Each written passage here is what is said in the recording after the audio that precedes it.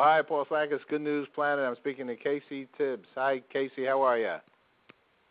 I'm doing great. How are you? Okay, good. You're part of Team Kellogg. Let me first say thank you so much for being an American soldier, active duty military member. Thank you for doing that kind of outreach and for standing up for what you believe in. I appreciate it. Well, my pleasure. You're an Olympian. Yeah. As well. Tell us, you've had some challenges, and you had a motorcycle accident, I guess. Maybe you can tell us a little bit about that. But you have your sights on the 2012 Olympics. You're part of Team Kellogg, and you're the first American active duty member to compete in the Paralympic Games, and now a two-time gold medalist. Boy, I got a lot to read about you here, Casey.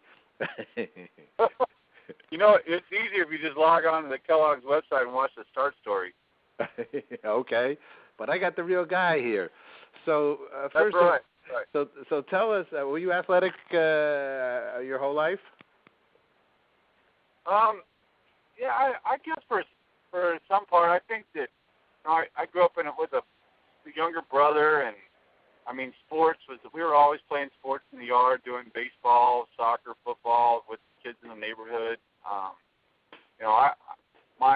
I'm not gonna lie. When I went to school, when I was going to high school, I went for, soccer practice, football practice, track practice, basketball practice. That was my whole outlook on school. I really didn't focus too much on the education because I wasn't focused.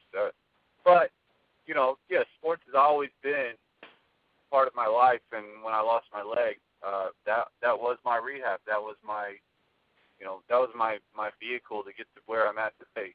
And thank God that there was a door like the Paralympics for me to open, and look all the great things I get to do now. So how did you then, after the accident, how did you know about the Paralympics? How did you get involved, and why did you? Well, first of all, I remember after about a year after losing my leg, I read an article about the Paralympics. It was actually about the 2000 Paralympic Games in Sydney, and it was talking about all the Americans that had gone over and won and did great things. And I remember looking at what they did, and I was like, okay, that's pretty respectable. But then I didn't think, oh wait, they're doing this with one leg or no legs or blind or I wasn't computing that. I was just thinking, hey, I used to do this. I want to do this. Mm-hmm. I knew right then when I was reading that article that this is what I wanted to do. And so, I started working with my prosthetist and making a running prosthesis and going to the gym and training and, getting my eyes set on competing and beating some of the best. And it didn't happen overnight like anything. I mean, I had to work at that as well. And, I guess the rest is sort of history. And now I'm, a two-time gold medalist at the Paralympic Games and trying to bring home my third gold medal this summer in London. Go get them. Let me ask you, for those that, they join the health club at the beginning of the year and then 22 days later they don't go anymore. How do you keep up with, with the regiment, with the routine? Where do you think it comes from for somebody to, like Teams Kellogg's, eating well and so on and so forth? It's all part of a lifestyle, and a lifestyle and a mind lifestyle.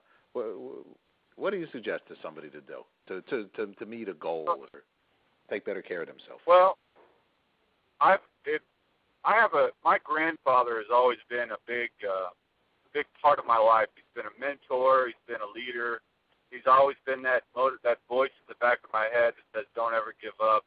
And he's always told me this story about this coyote that chases a rabbit, and this is the only thing that he can live off of is to get this rabbit, basically. And he's always, I always have this little saying in the back of my head, and it's something I've always used: is never stop chasing the rabbit. And on my start story with Team Kellogg's on the Kellogg's website, it even shows my grandfather on there, and that's why it really is a real life. That's really me. Me being a chief petty officer, being a Paralympian, being a dad, a father, a husband, and it also shows my relationship with my grandfather. And I think that all of that, all that happened at the beginning of my life, and that was the start of my life. And that's why, that's why it's so important. I feel so honored, and I'm so happy to be a part of this Team Kellogg, because Kellogg, who doesn't believe in a good, healthy breakfast, will set you up for success for the day. You're not gonna have a good day unless you eat a good breakfast. And that's what, as an athlete, that's the most important thing. As a chief petty officer in the Navy, that's the most important thing. And more importantly, chasing 3 kids around the house. That's probably more important. Tell us about some of the other teammates and what are some of the kinds of things you guys do together? One of my best friends is Jeff Skiba. He's a Paralympian. He's a police officer in San Diego. He's the first amputee to ever jump over 7 feet in the high jump. Him and I used to train together for 3 years, and he's a great friend, a great competitor. One of the best things that we look forward to the competition is actually spending time together playing. We like to play ping pong. We like to just go walk around the towns where we're going to compete. And that camaraderie really helps out for competition because you're not just thinking about, okay, you can't always have it on. You have to get some rest. You have to have some fun. And definitely, some of my best friends in my life are some of my teammates from previous games. So this is great. Yeah. They still have on the Kellogg's boxes. Actually, I was a track kind of a character through the shot put growing up. All right. Co-captain of the track team. I tell this, people laugh at me, but it's true. And he's a good guy, Bruce Jenner, and I were co-captains. And he would be there doing working all day long, all night long. Both of us jumping on that pole vault. All right, that was his spot.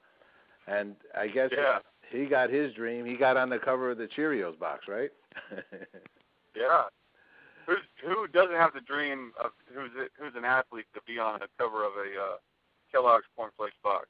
Right. I made it, right? I'm done. Right. It's a big feat, and you have a beautiful career, and professionally, personally, are you in active service now? What are you doing in addition to, unless this is a full-time endeavor, which probably it is, but do you do other things? Yeah, I'm a division chief. My job is to lead sailors in everyday life to make sure that they're going out and deploying and defending this nation. When I lost my leg, it was my chief that walked into my room in the hospital and said, "Hey, Petty Officer Tibbs, you're going to be all right." And I don't remember my chief's name, but I know that he was chief. And now every day I put on my uniform and I put my anchors on, and I know I'm charged to do the same thing, and not maybe I'm not going to have a sailor that gets that is down on his deathbed, but I know that I can lead sailors in the right way because I've been down this path. And a chief's job is basically to make sure that sailors go out and are able to protect this nation and make sure that their job, that everything gets done underway.